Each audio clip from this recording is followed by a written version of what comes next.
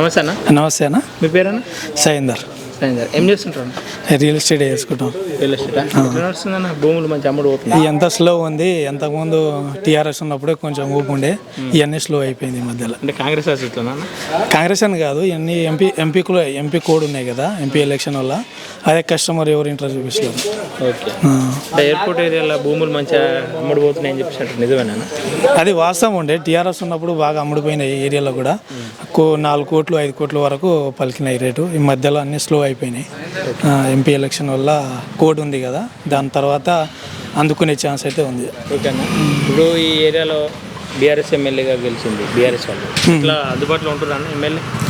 ఇప్పుడు ఇంతకుముందు అయితే ఇక్కడ ఏ ప్రభుత్వం ఎంపీ అయితే ఎవరు రాలేదు. ఎమ్మెల్యే ఇప్పుడు మేడం ఉన్నారు కదా, మేడం కూడా అప్పుడు ఏం మామూలుగా వర్క్ చేసేవాళ్ళు. ఇప్పుడు మధ్యలో ఏం కనిపించలేడు మేడం కూడా. వర్క్ అనేది స్లో, అన్నీ ఆగిపోయినాయి. అందుబాటులో ఉంటుందన్న మేడం అయితే అందుబాటులో ఉంటుంది, కానీ వర్క్ మధ్యలో చేపించింది, ఇప్పుడు మధ్యలో చేపించలేదు ఎవరు. పార్లమెంట్ ఎన్నికలు రాబోతున్నాయి.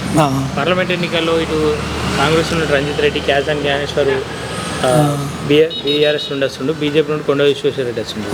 ఈ ముగ్గురిట్లలో ఈ గెలిచే అవకాశాలు ఎవరికి ఉన్నాయి? ఎందుకు గెలుస్తారు? కనీసం సాధారణంగా అయితే మోడీని చూసి కొండ విశ్వేశ్వరరెడ్డికి అయితే ఓటు వేయడానికి సిద్ధమేమోను.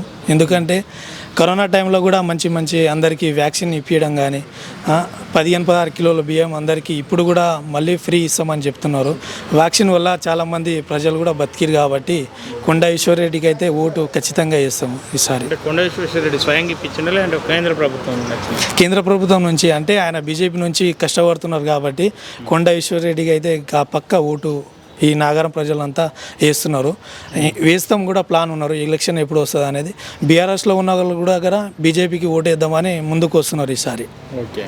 కానీ ఈ ప్రాంతంలో చూసుకుంటే బీఆర్ఎస్ ఎమ్మెల్యేలు ఉన్నారు ఎక్కువ, వాళ్ళని కాదని బీజేపీ ఓటేస్తారని ఖచ్చితంగా. ఎందుకంటే కరోనా టైంలో మంచి మోడీ పథకాలు ఉన్నాయి. విధి దీపాలు కానీ, అట్లాంటి స్కీమ్లు కానీ. ఇంకోటి కరోనా టైంలో కూడా మంచిగా హెల్ప్ చేశారు కదా. దానిలో డంపింగ్ యార్డు, గ్రామ పంచాయతీకి డెవలప్మెంట్ అనేది బాగా జరిగినాయి. మీద వాళ్ళ ఎఫెక్ట్ అయితే చూపిస్తా అంటాడు. కానీ రంజిత్ రెడ్డి ఏమంటున్నాడు, నేను సిట్టింగ్ ఎంపీని కాబట్టి జనాలు నా వైపు చూస్తారని చెప్పేసి ధీమా వ్యక్తం చేస్తుండగా. రంజిత్ రెడ్డి ఇంతకుముందు ఏమో బీఆర్ఎస్లో ఉండి ఇప్పుడు కాంగ్రెస్లో వెళ్ళారు. ఇప్పుడు అది కాకుండా 5 సంవత్సరాల తర్వాత కూడా అది వేరే పార్టీ కూడా చేంజ్ అయ్యే ఛాన్స్ ఉండేది. కాబట్టి మళ్ళీ బీజేపీకే అనుకూలం పార్టీ భారతీయ జనతా పార్టీ కాబట్టి అందులో ఉండి పని చేపిస్తారని కొండ ఈశ్వర్రెడ్డికే ఓటేయాలనుకుంటున్నాం ఈసారి. జ్ఞానేశ్వర్ పరిస్థితి ఉంటుంది. జ్ఞానేశ్వర్ అయితే ఇంతకుముందు ఆయన కూడా బీఆర్ఎస్ కేసీఆర్ ప్రభుత్వం ఉన్నప్పుడు రంజిత్ రెడ్డికి ఇస్తాం టికెట్ అన్నారు. రంజిత్ రెడ్డి ఏమన్నారు అంటే టీఆర్ఎస్కి మోసం చేసి మళ్ళీ కాంగ్రెస్లో వెళ్ళిపోవడం జరిగింది. జ్ఞానేశ్వర్ది ఏమన్నా కానీ కొండకైతే ఓటు ఖచ్చితంగా ఈశ్వర్ ఓటు వేసి గెలిపిస్తామని కోరుకున్నాం. మన వైపు ఉన్నారు జనాలు రియల్గా ఉన్నారు. ఓకే.